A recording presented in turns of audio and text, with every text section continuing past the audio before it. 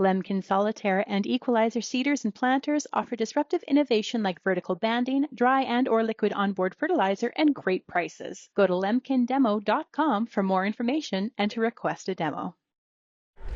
Bernard Tobin here at the Ontario Soil and Crop Improvement Association's MicroSmart deep dive into micronutrients, and I'm catching up now with Deb Campbell, agronomist, Agronomy Advantage. Deb, how's it going?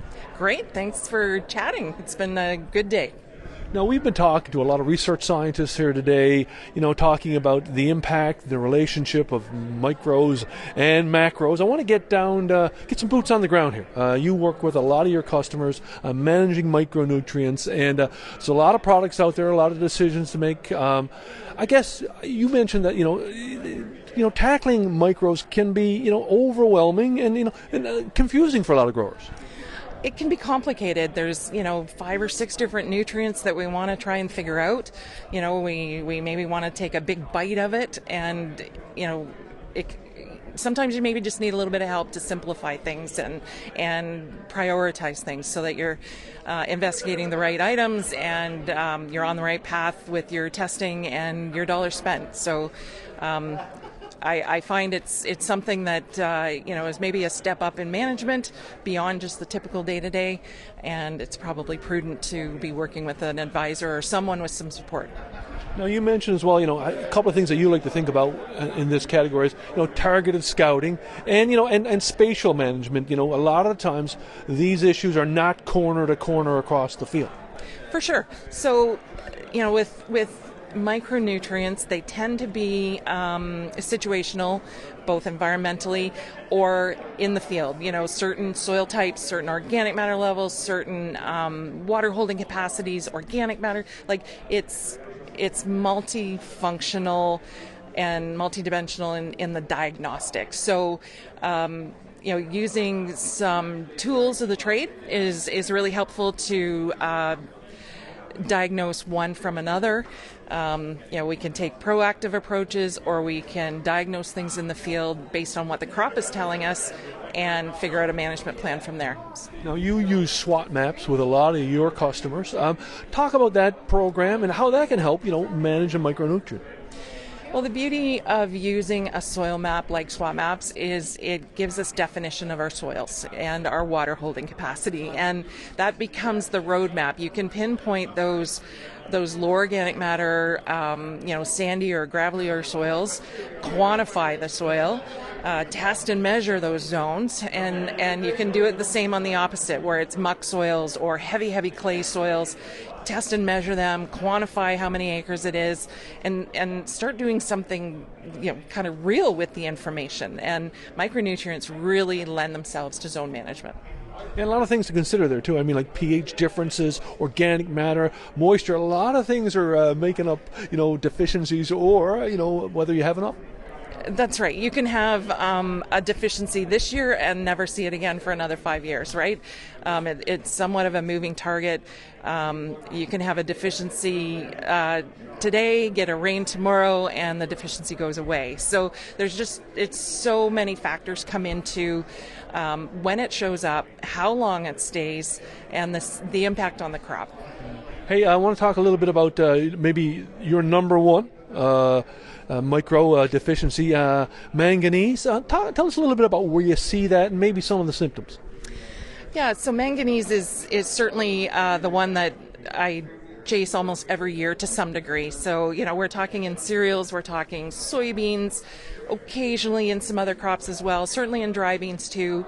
And it tends to be related to certain soil types like muck soils, high pH soils, maybe some sand as well. And then it's also environmentally driven. So we get a cold and wet spell, or a cold spell, or a hot and dry spell, and we're not getting nutrient uptake or nutrient release. So suddenly we have maybe a short-term, maybe a long-term deficiency that's showing up in the field. So that takes some regular eyes and boots on the ground to see when those are happening.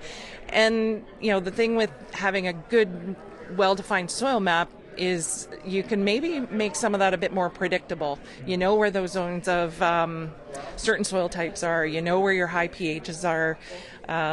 It gives you a bit more of a strategy on how to scout or how to manage those deficiencies. Yeah, and just another thought on strategies. I mean, you said diagnosis is important, but obviously there's some treatments in a situation like this. Maybe a foliar treatment.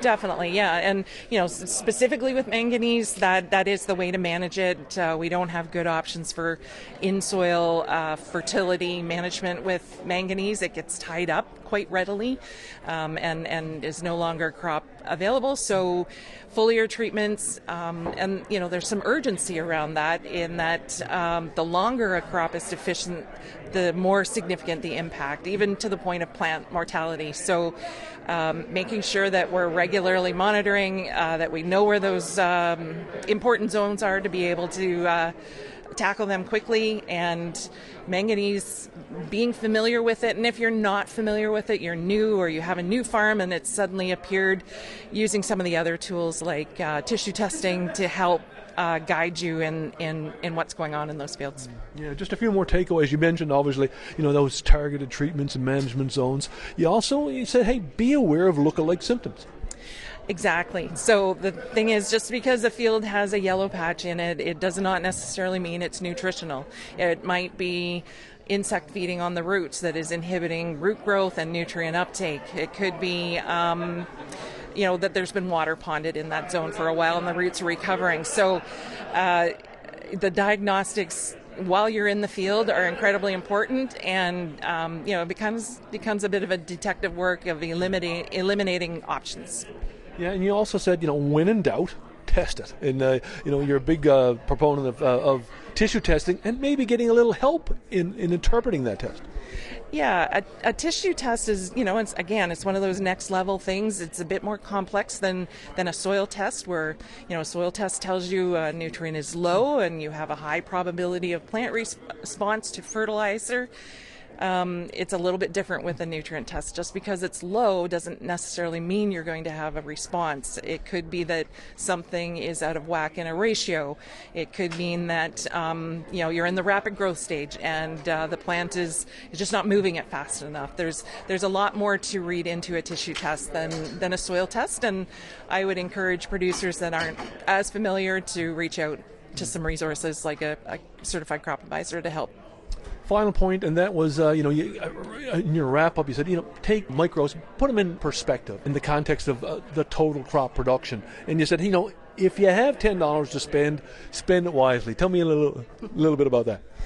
Yeah, in the whole scheme of things, micronutrients are important, absolutely, but they're not maybe the place to start, right? You want to have good stands, you want to have good residue management, you want to have good weed control, good organic matter and moisture holding capacity, and be working on those functions first and foremost. And then when you've got a really good handle on those, start looking into those micronutrients and sort of that next step. Well, Deb, hey, some great insights. Always appreciate you making time for Real Agriculture. Thanks, Bern.